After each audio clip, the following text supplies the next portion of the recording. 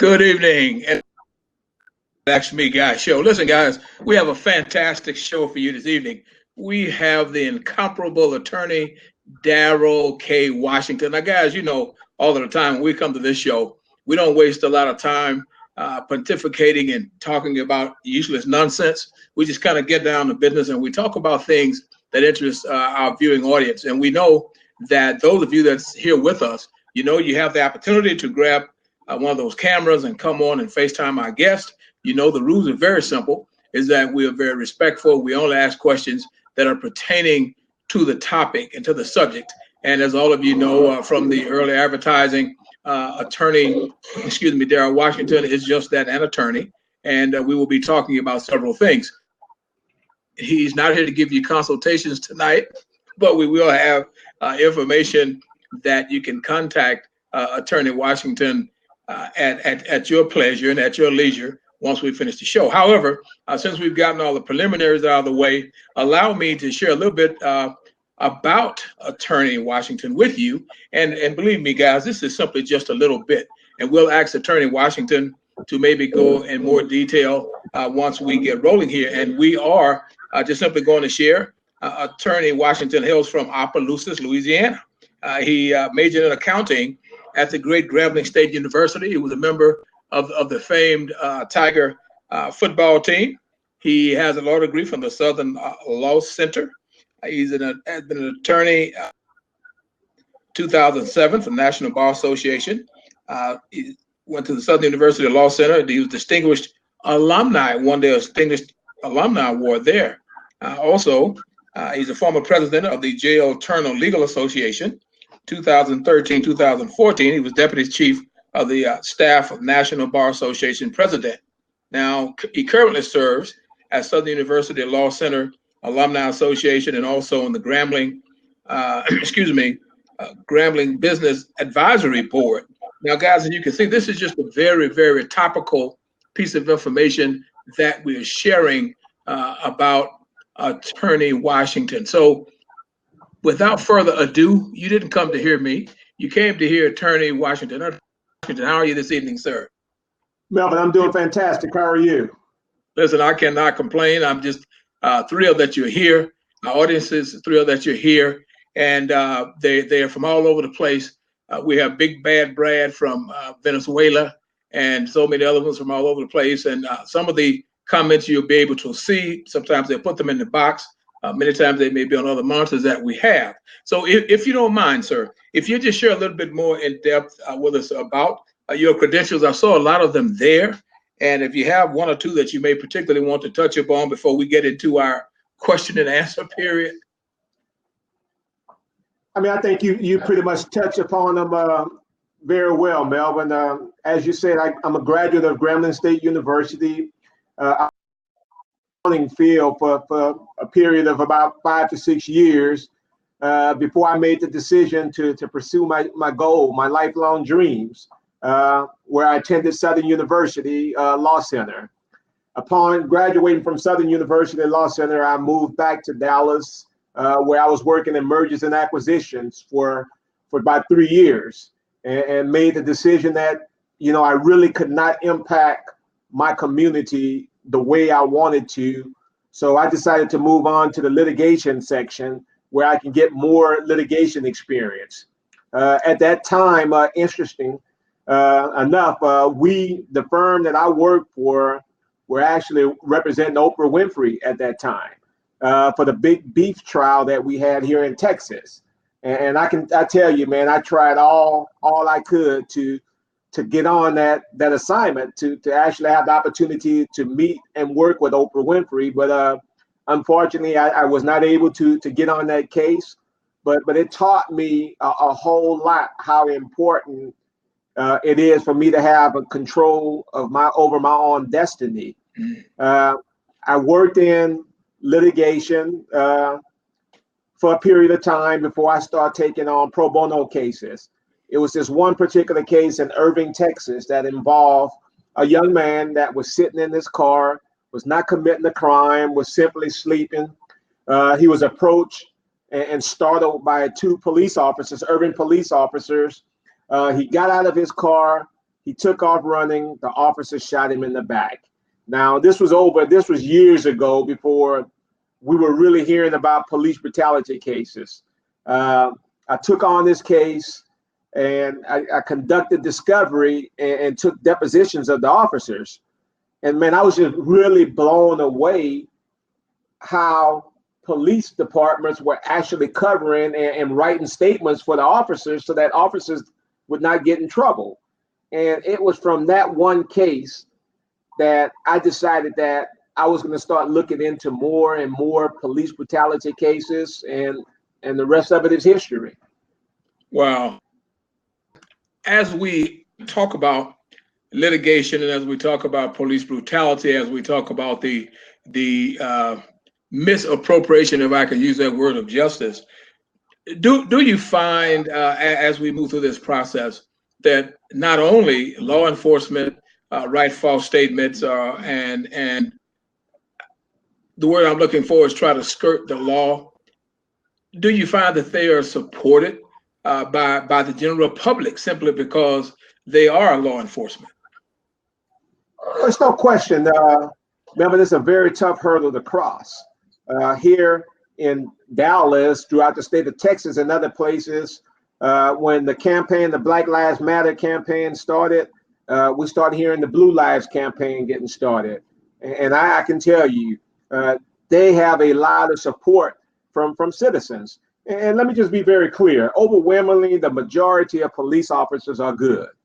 It's just the ones that are bad are super bad. But when we get into trial, when we handle these cases, unfortunately, we don't have jurors in a lot of situations that are willing or at least able to separate the good from the bad.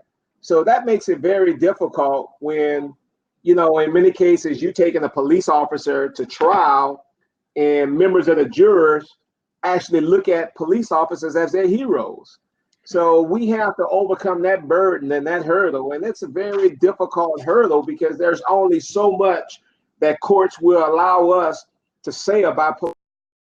So in a lot of the cases, police officers are sitting in trial with a halo over their head. But in the meantime, the victims are being placed on trial. So every very bad thing that there is to bring out about a victim, the jurors get to hear. Whereas the bad things that have taken place with these police officers, very seldom do the jurors get to hear this. So it's a very difficult hurdle to cross. Wow, it sounds to me, Attorney Washington, kind of like that kangaroo court situation in many instances. Is that I'm the guilty party. However, I have those that support me. So pretty much what McConnell is trying to do right now, as far as the gentleman that sits in the Oval Office, is that and that's a scary thought. That's a scary thought. And you've explained it. That makes sense. I mean, you've heard what he basically said. So, and in cases, you have jurors who come to trial with that same mindset. So we have to work extremely hard doing voir dire to be able to ask the right questions to jurors to get them to want to tell us the truth. How many of you all can find a police officer guilty?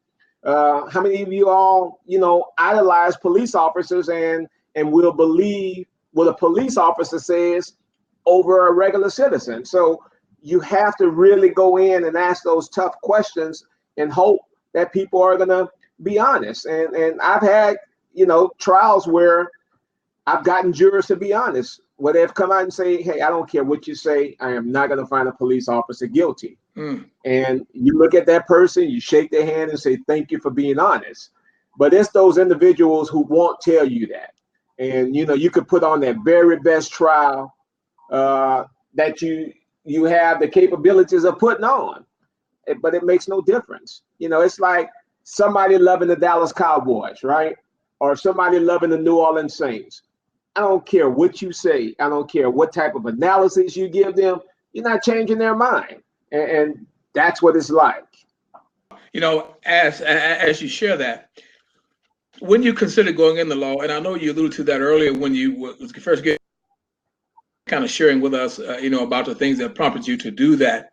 When you considered going into law, was it something that you felt a propensity to do at a young age, or did you develop this? The old people just call it unction. Did you develop this unction as you advanced in age and started to see a lot of the atrocities that's happening in our society? Melvin, you always hear people when they give these interviews, they say, I knew since I was 2 years old that I wanted to be an attorney. I didn't know at 2, I didn't know at 5 years old.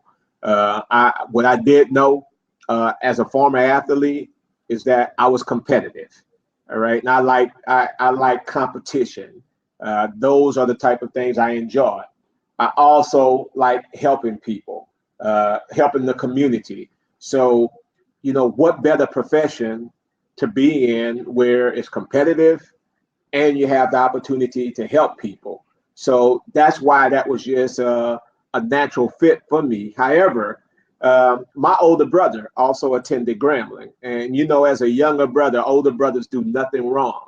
And you look at your older brothers and you idolize them and you want to do every single thing that they're doing. So my brother was an accounting major at Grambling. So naturally, when I went to Grambling, I went on and I majored in accounting. Graduated. I worked in a public accounting firm with Touche Ross. It's now called Deloitte and Touche, one of the largest public accounting firms in the world. But I knew early on that is not where I wanted to be. That's not the profession that I wanted to work in. And, being from Louisiana, we tend to talk to older gentlemen. Older gentlemen tend to invest in younger guys. And I never forget this older guy told me that, you never want to be that person sitting on the front porch telling people what you could have done or having regrets. And that resonated with me. And I thought about it that, this is something that I really wanted to do, but the time was never right for me. I ran into a good friend of mine from Natchitoches, Louisiana. He was living here in Dallas.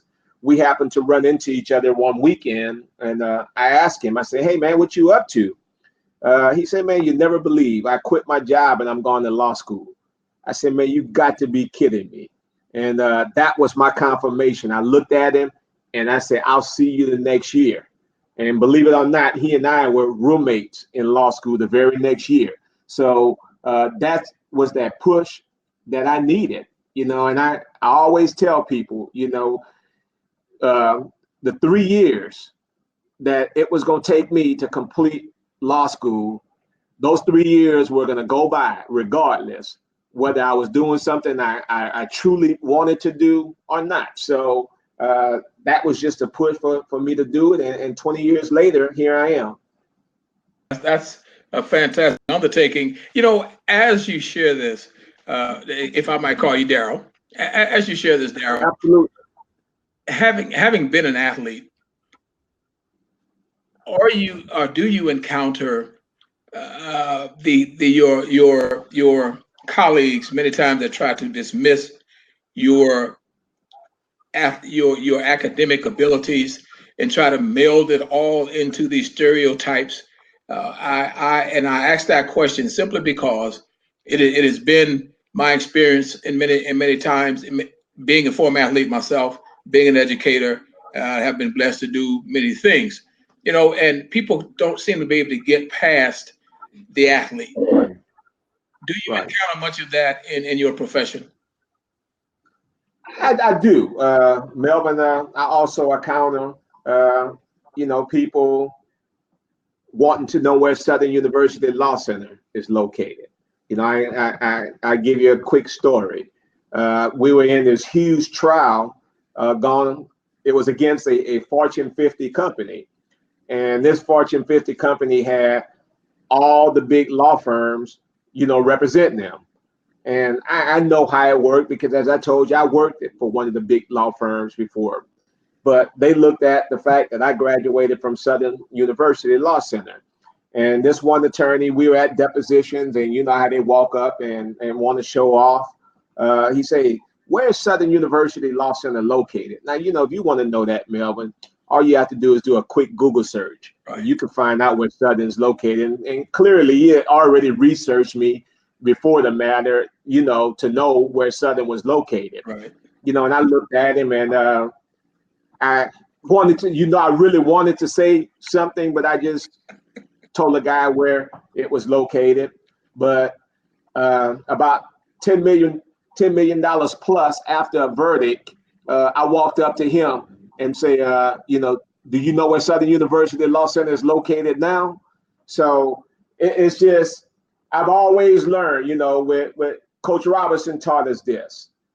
You know, when your opponent talks to you and you start talking back to him, he's in your head. But if you look at your opponent as he's talking and you don't say anything and you just perform and you do the work, then you're in his head.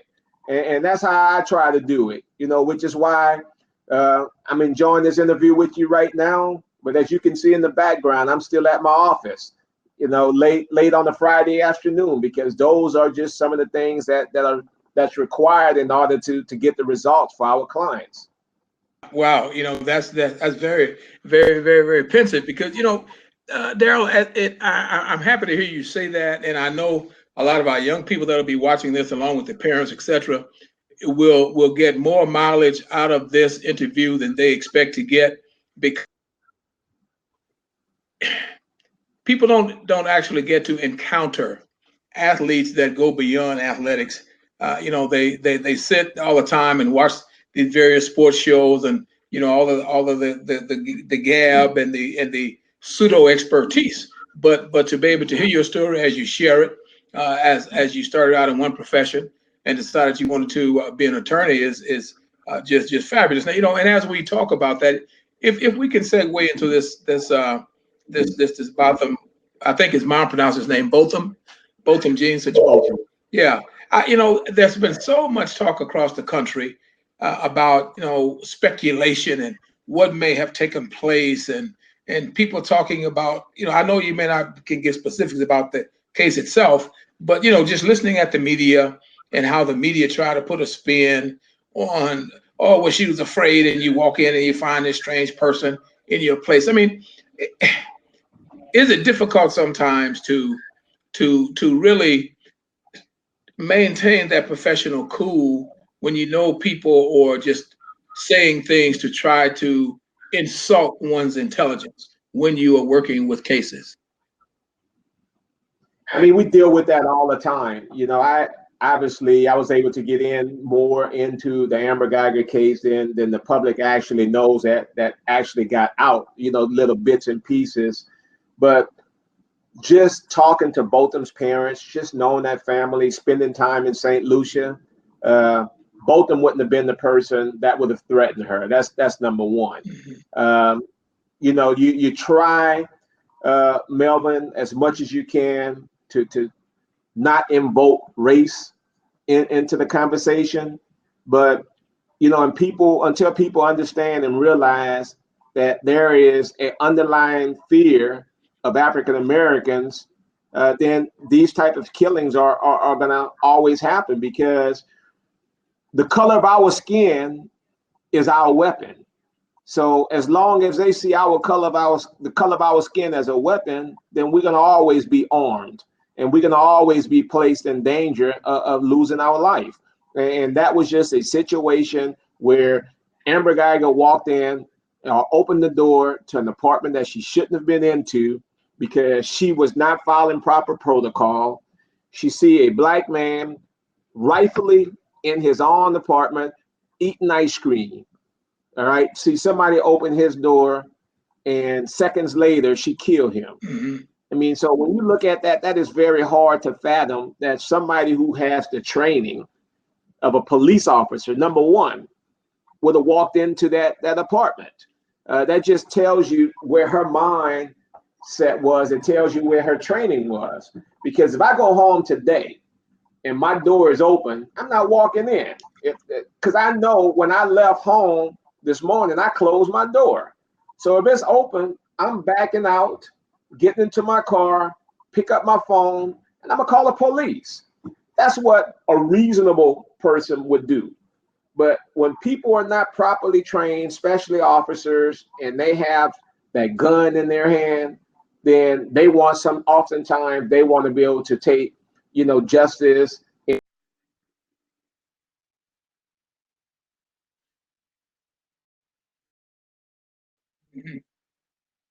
And unfortunately, many officers believe that they can shoot first and ask questions later.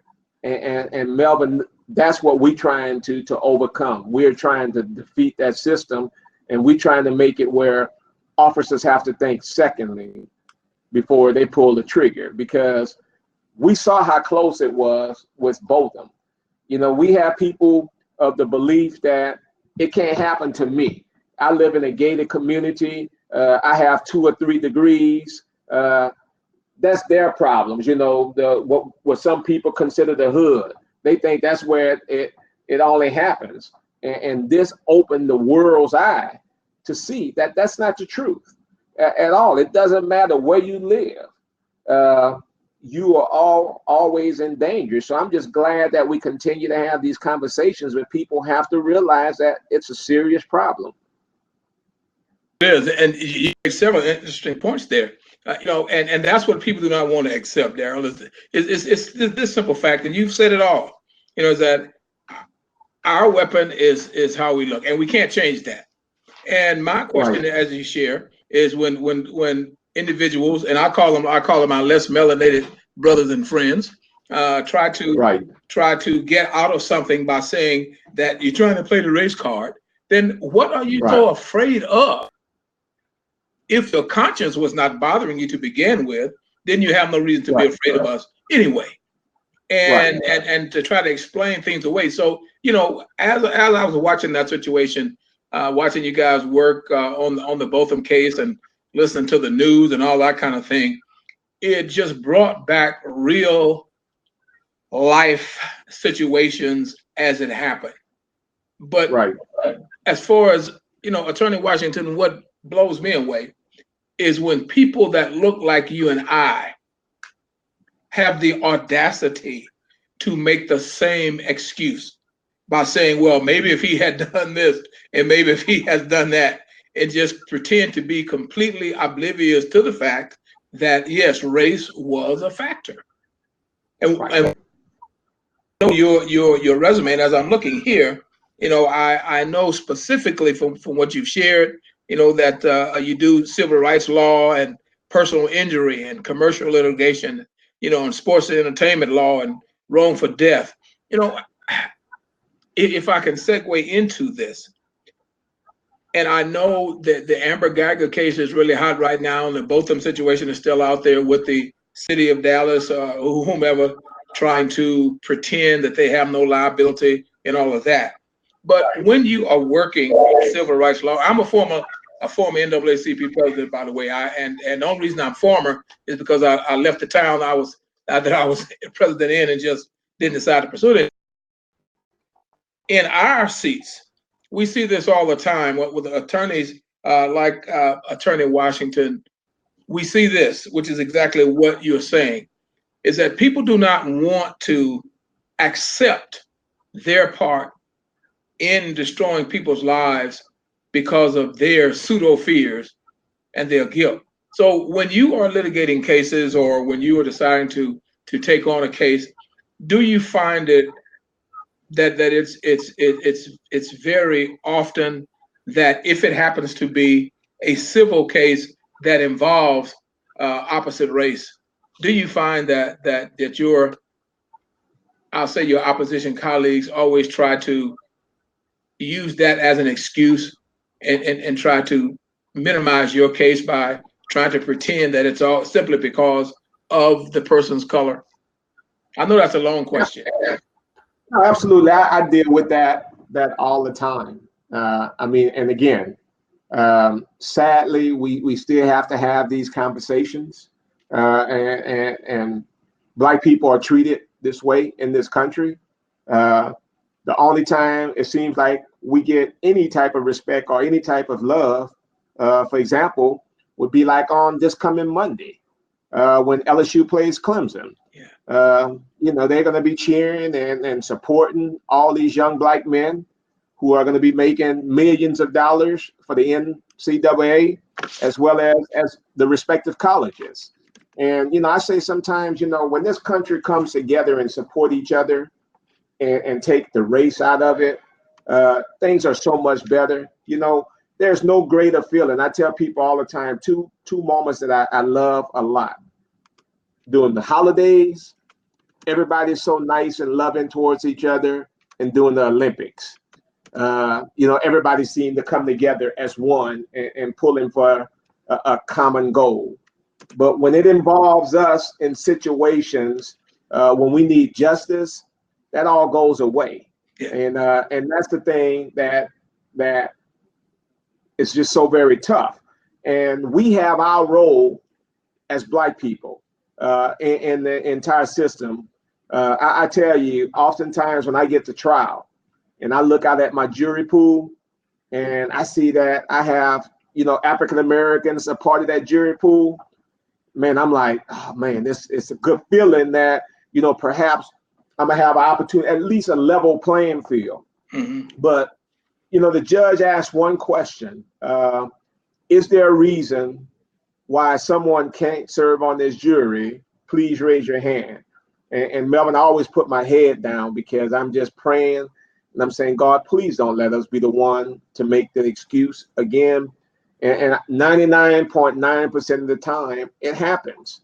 And people don't understand the importance of serving on a jury until they happen to be the one that's sitting at that table one day and they turn around next to their attorney looking at that jury pool as we try to select the jury, and they start hearing the excuses that potential jurors are given. Then they understand and they realize, you know, how important it is to serve on the jury. So these are just some of the things that we try to overcome, Melvin. It's a tough burden, but it has to be done. And that's the thing that just keeps me going.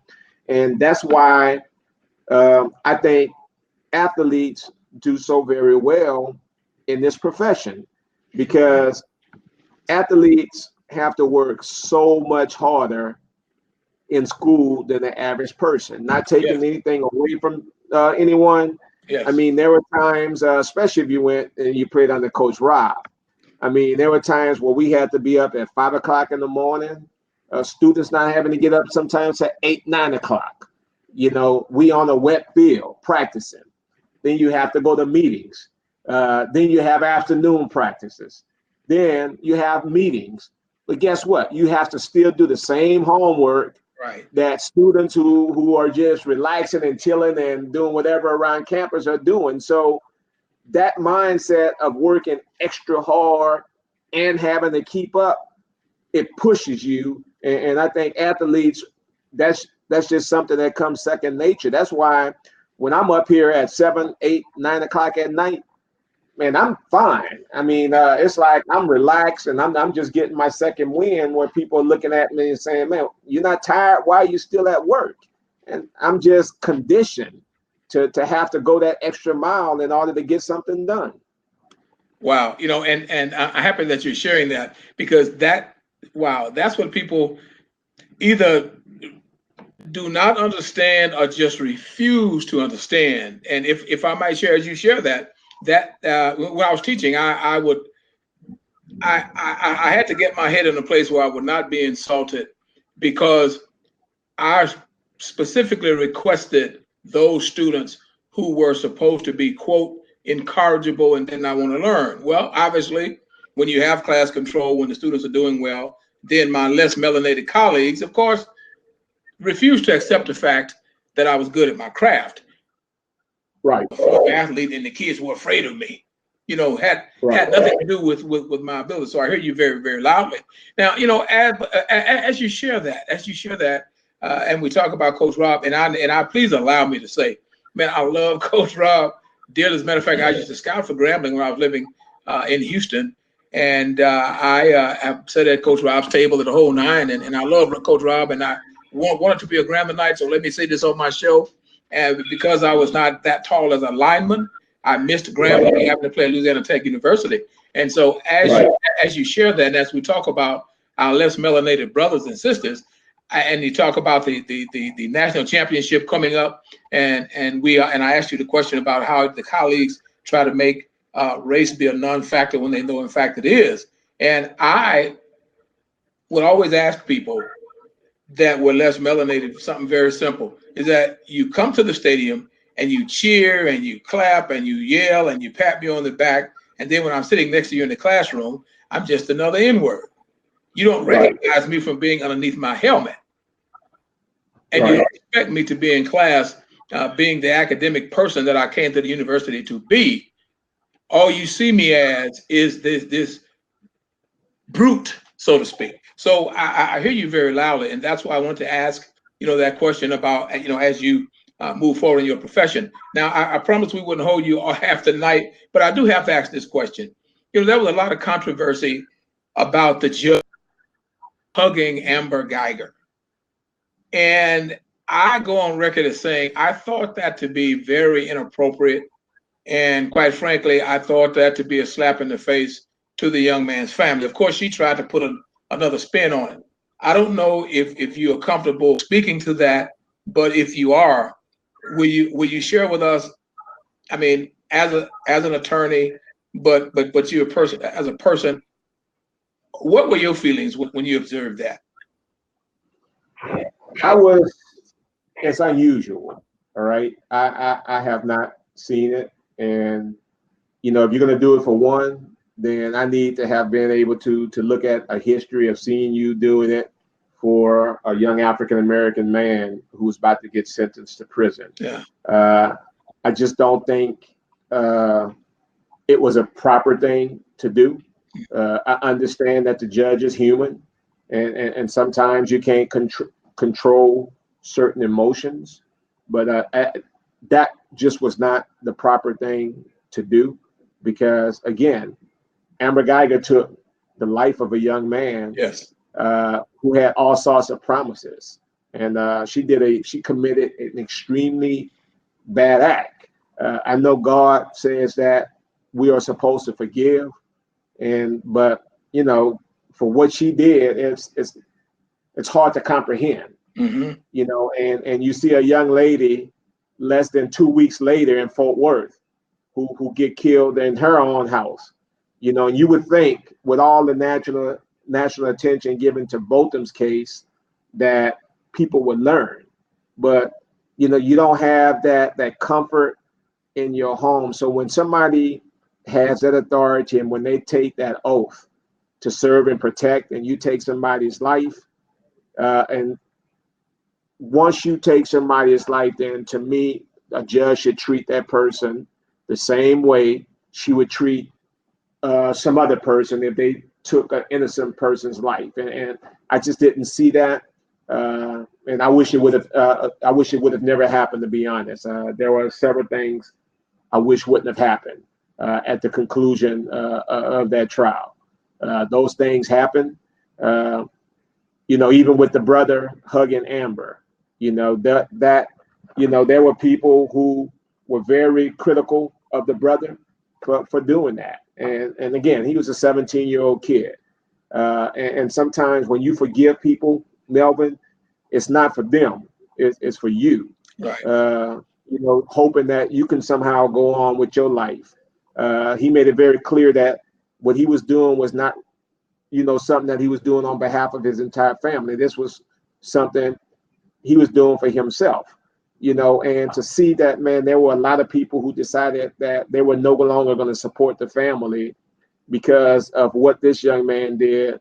That was just a little disheartening, mm-hmm. and a little hurting, because that was between him and his God.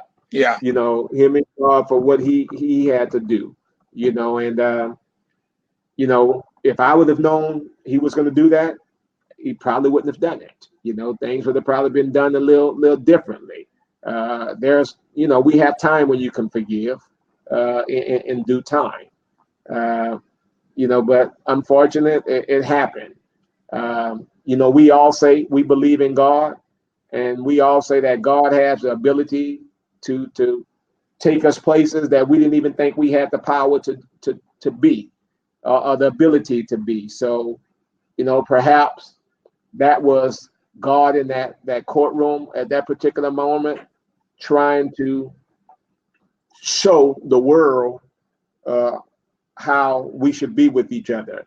I think Brant showed the world the type of person Botham was, and the type of person that Amber killed. And I think that what people don't understand is, for her, that's gonna be greater than the prison sentence. Her having to think about that each and every day. She killed somebody, and the person that she killed, brother, came up and forgave her. So, but I say this, Melvin, all the time. We are very forgiving. Black people are very forgiving people.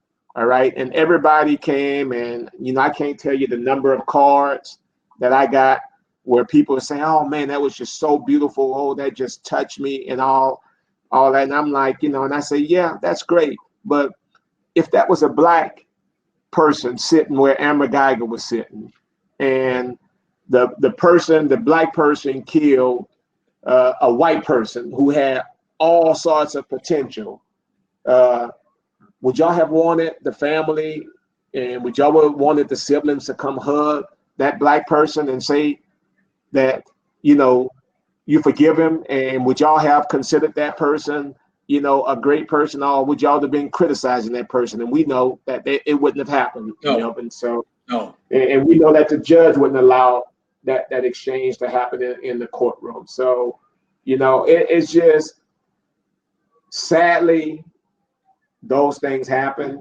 and we just have to continue to talk about it and talk about it until we have some change. But I tell you, man, I never thought, honestly, young man, country boy, growing up in Opelousas, Louisiana, and now being in Dallas 30 years plus, I never thought in my wildest dreams that we would still be talking about these type of things at this stage of our lives, because you never really pick up the paper, Melvin, and read about black people going into a white community and killing up everybody, or going into a school. So I often wonder, man, why is there so much of fear towards us? Why is there so much hatred towards us? Because we weren't the race that oppressed everybody else. We were the race that was actually oppressed. And we still, man, even today, even these days, if I walk into the elevator and I don't have a suit and tie on, it becomes funny, because I can look into the eyes of somebody and look at that fear, and I'm like, it's just those things. So that makes me understand even more what my clients have to go through. Wow. Wow. You said it all. You said it all, man. I still fight with that to this very day as well. And if you'll allow me, I tell people all the time, all you have to do is watch the Westerns. I said, I'll let melanated brothers tell their own story. And Right. and we buy into the narrative that we are the problem. If you watch the Westerns, they tell their own story. You're going to take stuff from people, hire gunfighters, revere Jesse James and all of the criminals.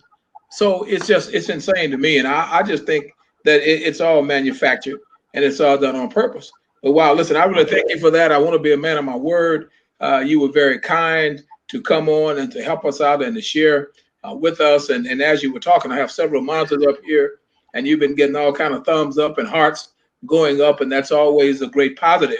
And so if you'll share some contact information with us, in case someone wants to contact you and talk to you about some consulting opportunities or some coverages that they may need to.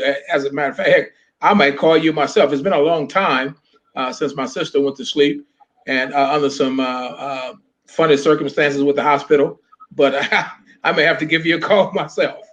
But if you will, please, if you would share with our audience how they might contact you. My office number is 214-880-4883. My website is www.botham, DWASH, that's DWASH lawfirm.com. That's www.dwashlawfirm.com. So reach out. I'm glad to answer any questions in the future people may have. And I really enjoyed the show. I really enjoyed talking to you. Thank you for having me be a part of your show. And thank you for what you're doing to try to help spread the word out to the community, to the state, to the entire world. So just keep on doing what you're doing, man. Great conversation. Well, listen, we certainly appreciate it. Great conversation as well. And I'm going on record is I hope this is just part one, and we do some other shows together, because I don't often, Attorney Washington, please allow me to say, and I'm going to say it on record, I don't often encounter professionals that are honest, upfront, and above board. I get a lot of political answers and that kind of thing, and that helps no one. So please allow me to say on record that is very refreshing, and I can tell by all these thumbs that are going up and all these hearts that are going up, people are really appreciated the fact that you're very open and that you're sharing very matter-of-factly. So it's been great having you here. And again, I go on record to say, hopefully, well, I'm going to say this is part one, and I know you're extremely busy, and we can carry on other parts of the conversation another time. So listen, we want to say to our audience, it's been great having you guys here. I know that some of you may have had questions, but for some reason, you guys didn't hit the cameras tonight.